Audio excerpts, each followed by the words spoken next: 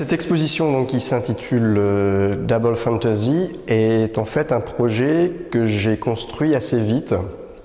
Il aurait peut-être eu lieu à une date ultérieure, c'était vraisemblablement l'année prochaine, mais j'ai décalé une exposition et finalement j'ai décidé de l'insérer dans la programmation en tout début de saison.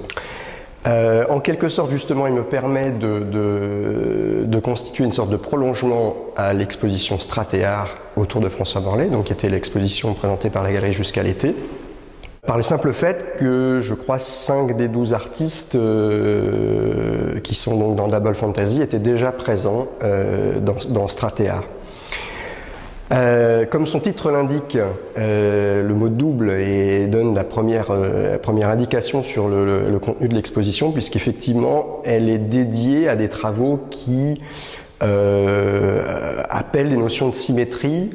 de redoublement, d'itération, de miroir,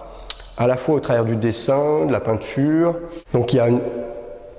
une diversité de pièces et d'artistes aussi, de générations différentes, comme dans l'exposition Stratéart,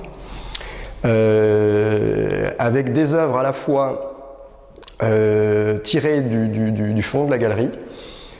spécifiquement choisies justement par rapport à la thématique, et puis un certain nombre d'objets qui sont venus arriver spécialement pour l'exposition, notamment des œuvres de 2 artistes américains, Jackie Angerman, et une œuvre d'une artiste new-yorkaise qui s'appelle Lisa Beck,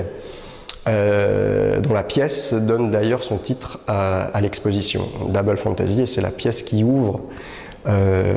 l'exposition, mais que très curieusement la plupart des visiteurs découvrent à l'inverse en rebroussant le chemin et en quittant la galerie.